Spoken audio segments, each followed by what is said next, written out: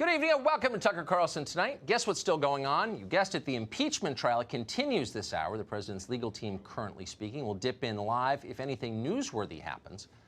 Think back to 2016 in the campaign then. Donald Trump used to recite a poem about a woman who took a dying snake into her house and nursed it back to health. The snake did become healthy and then immediately whipped around and bit the woman. As she breathed her last breaths, the woman asked the snake, "Why did you do this?" "Well, because I'm a snake," was the reply. "That's what we do." All of which somehow reminds us of disgraced former National Security Advisor John Bolton. Republicans in Washington tonight seem shocked to discover that Bolton has turned and betrayed his former boss, Donald Trump. But they shouldn't be shocked.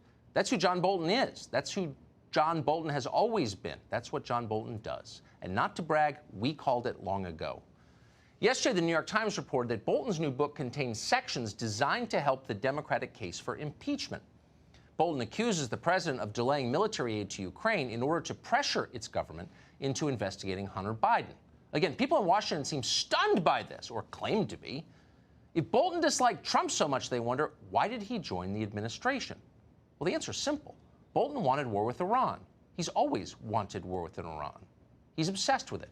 Here he is, for example, gleefully fantasizing about regime change there long before he became National Security Advisor. Watch. I have said for over 10 years since coming to these events that the declared policy of the United States of America should be the overthrow of the mullahs regime in Tehran. And that's why before 2019, we here will celebrate in Tehran. Thank you very much. In Tehran! But Iran wasn't Bolton's only target. He also wanted more war in Syria and war in Venezuela, too. He wanted the war in Afghanistan to continue until your great-grandchildren are too old to serve. And of course, like all neocons, he wanted war with Russia. Lots of it.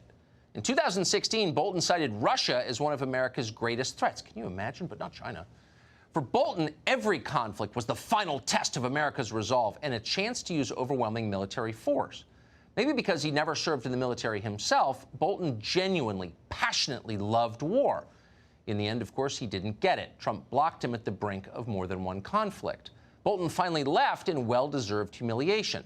Bolton's resignation was one of the highlights of the president's first term, a day of celebration for normal people everywhere, but not in America's newsrooms. The media were sad to see John Bolton go.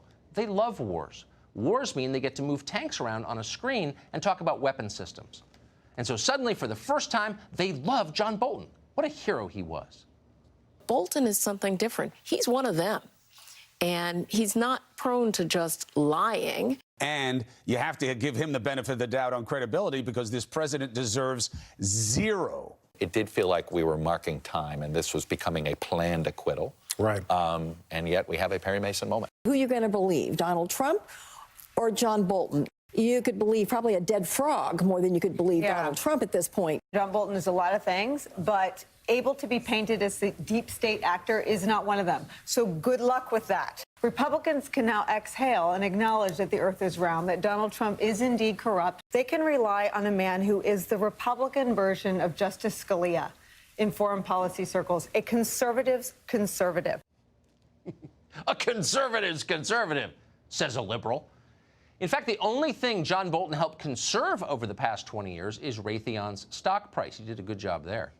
The many pointless conflicts he's been pushing are not conservative. They're just the opposite of that. They're a big part of the reason our middle class is dying. That seems obvious to you. It's not obvious here. In Washington, counterproductive wars are a virtue, not a vice. Just ask Mitt Romney, one of their biggest champions. Over the last week in the Senate, Romney has made a ton of ambivalent noises about having relevant witnesses testify to the public. Hunter Biden, Adam Schiff, the whistleblower who shall not be named? I'm not sure. Not really necessary, says Mitt Romney. But John Bolton? Mitt Romney would love to see his old friend John Bolton testify before Congress. Keep in mind that Bolton was once a, quote, senior foreign policy advisor to Romney's doomed presidential campaign, and clearly they're still friends. I think with the story that came out yesterday, it's increasingly apparent that it would be important to hear from John Bolton. It's pretty fair to say that John Bolton has a relevant testimony to provide to those of us who are sitting in impartial justice. Will John Bolton testify? Who knows? Either way, it won't change the outcome. Trump will be acquitted. This is a totally stupid sideshow. We'll be embarrassed about it later. But it's worth taking this moment to pause and think about John Bolton himself for a moment anyway. How did a guy who disagrees so completely with everything that Donald Trump ran on and won on, how did that guy wind up in a position of power in the White House? Good question, because he's not the only one.